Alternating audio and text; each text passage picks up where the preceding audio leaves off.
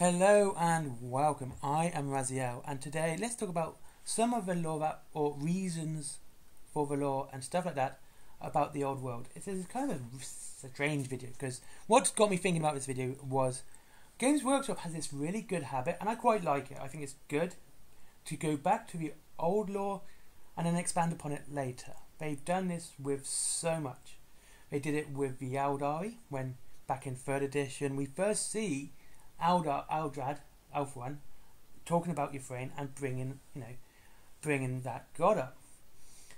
So and he even said that he doesn't know that he's going to live to see the end of it, and even if his grandchildren, and given the age of Farseers and the Eldar in general, the grandchildren of his protege not seeing this come to fruition. And again, we see this again with Games Workshop and the Old World. Now, there are several armies which aren't going to be included. These are legacy armies. Now, I am going to say now, and I still say now, I've been wrong in the past, so if I'm wrong, I'm wrong, that the PDF armies will get a book. It will not be a big book like the Ravening Hordes or the Forces of Fantasy. However, it'll be more akin to the exemplary battle books of Horus Heresy, which we know is basically the PDF battles that they released for free over the history of the 2nd edition of Horus Heresy. So I reckon we'll see this. Because, Games Workshop like money, it's not hard to predict. So, here's some of the reasons why, lore reasons as well, why these armies aren't in it. First things first, the easiest ones to say are Lizardmen and Ogre Kingdoms. They are just too far away from the fighting to have any form of impact or involvement in it. Well, we know Lizardmen aren't big on invasions, so they're not really fan of leading Lustria, and they are all the way far down south. And of course, the Ogre Kingdoms, though they do like to invade, kind of have lots of mountains and other things in the way between them and the area of the old world. So geographically speaking, Ogre Kingdoms and the Lizardmen are not going to be involved on that basis alone. Now, the Dark Elves just had a big barney up with the High Elves. And as always, the High Elves kick the hell out of them, and the Dark Elves leave. This is actually one of the reasons the Dark Elves ended up allying with Chaos during the War of Chaos, basically to get back at the High Elves. And, they're not spiteful or anything, they just don't like losing. And that's why we don't have the Dark Elves. Basically, they've just been running away in embarrassment, and they're hiding in Nagaroth and everywhere else. It's not that hard to see, really. So that's a good reason. And Skaven's the same reason as well. Skaven just had a big fight with the Empire, and they have lost, and in their usual dignified and honourable manner, not dignified or not honourable, they sent assassins to kill the Emperor Mordred. This is literally the event that starts the Three Emperors. This is the event. After Mordred dies at the hands of the assassin Snikt, apparently, they have an heir. The heir is Marguerite. However, the problem with Marguerite is that she's a baby. And the Grand Theologian at the time wasn't a big fan of this. It was like, we can't have a baby on the throne to lead our armies. She can barely talk or walk. How is she going to lead? And there was no sort of form of regency there, so there wouldn't have been an emperor regent to take Marguerite's place. And so that's literally the start of it. And what happened next is the Elector Council were like, we don't have a leader, we're going to govern ourselves. And pretty much every state decided to separate from the Empire. In a way, it's kind of really that the states themselves were self-governed, and all of them were, every city-state, all were self-governed, and some remained self-governed even after 400 years when the Elector Council reconvened. They decided, we like being self-governing, we like being our own people, we don't need the Empire to tell us what to do. And so this is when the Three Emperors happens. And the Three Emperor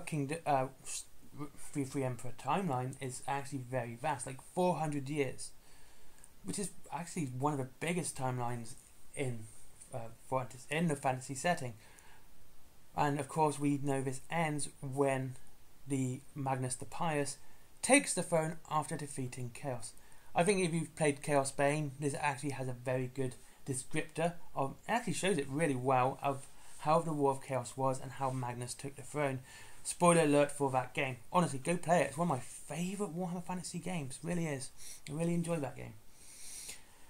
So, from the period of Marguerite technically taking the throne, but not, because, baby, and to when Magnus the Pious takes the throne, we have this huge chunk. You may have noticed out of the armies that I didn't... Chaos Dwarfs. I don't know anything about Chaos Dwarfs. I don't know what they're doing. I don't know what they did. Their lore is very sparse. I don't think they even got a proper Warhammer army book in 3rd edition when these books became really popular. So as for their lore, what they were doing, I have no idea. I would say they pretty much got given away Warhammer Games Workshop 4 at the time, and the way their lore was. They probably got an bonding with the dwarves kicked the hell out of them, and they went back as well to lick their wounds. Which is a shame really, because I think Chaos Dwarfs had a chance here to really make a difference and an impact upon the old world, because it's an army that people want. I've seen it all the time. It's like squats. People go, we want squats. So hopefully we'll see the Chaos Dwarfs come back, but I won't hold my breath on that one. So, as I was saying, the one that I sort of didn't mention was, of course, the vampire counts. Now, the vampire counts again had a massive kicking from the Empire after the Vampiric Wars, and they just went back after Vlad died, and well, that wasn't the end of it. Ostermark and other several northern city-states got savaged and often invaded and attacked by vampires for a long period of time during the period of the Three Emperors, which makes their removal from the storyline a bit odd, seeing as they were still pretty much predominant, far more predominant than, say, the Tomb Kings themselves. The Tomb Kings are not really an invasion army. They're not Necrots. They don't go like, we want to expand. They're like the old people of the fantasy genre. Get off our lawn. Stay away from us. They're pretty much wood elves, but in the desert and skeletons. And that's pretty much what we know about their lore. And there were fights between each one. One of the most famous fights, which I like to read about, and I want to see more about, is of course the War of the Vultures, when Chaos, and hey, there's gold in them there hills, and they decided to attack Kemery. They got beaten badly, but they got what they wanted, which was gold and jewels. They were after treasure, and it's always nice to see that when with Chaos. We always see these subtleties and manipulations, but what we rarely see, out and out greed. And to see that Chaos literally attacked Kemery for no other reason, and given how far they would have to go from the Northern Pole all the way down to Kemery just to get that gold, was something else. And I think that's something that we should expand, that Games Workshop should expand upon in the lore, this more greedy aspect of Chaos, that they weren't just invaders, they were looters. They wanted treasure, they wanted everything else. We see that a lot from the Dark Elves, especially if you read the Malice Darkblade books. First of those books are basically him, the first part of that book is him coming back from a raid with slaves and gold, and that was what he went there for. He didn't go there to invade Bretonia, he went there to make money. And it's nice to see Chaos actually getting that bit of, we're actually pretty evil to be greedy. And the final point I want to make is the good and evils. Now, I am still thinking they should have a neutral slot. They should have some armies who are like, we are neutral. We're not in this war. We're part of the story, but we're not in the war. We want, be left alone. And the two most predominant ones on this, in my head, are the Wood Elves and the Tomb Kings. They're not really good. Wood Elves don't even like allying with High Elves. They can help it. They like to be left alone as much as the Tomb Kings. As I said, Tomb Kings are just the Wood Elves, but, hot in the desert and skeletons. They have that same mindset of leave us alone, and that's it. So they should have this neutral section where people can fight the same. So it's Warhammer Fantasy. You can in any battle fight anyone you want. You can fight evil versus evil, good versus good. It is a tabletop game. However, this is the lore we're talking about, and in these sort of situations, we rarely see good versus good or evil versus evil. We're more likely to see evil versus evil, but we rarely see it as much as we would see fight evil versus good. And having this neutral section where, they would fight anyone would definitely expose more of the lore. It would definitely expand it more to have this section where, both sides are trying to ally with these people or trying to sort of talk to them. Or they just refuse to talk to the good guys, but and the bad guys in return. They're like, we just don't want to talk to either of them, so they're just like, leave us alone. We don't want anything to do with you. There's been plenty of wars between the Wood Elves and the Bretonnians. There's been plenty of wars between orcs and orcs.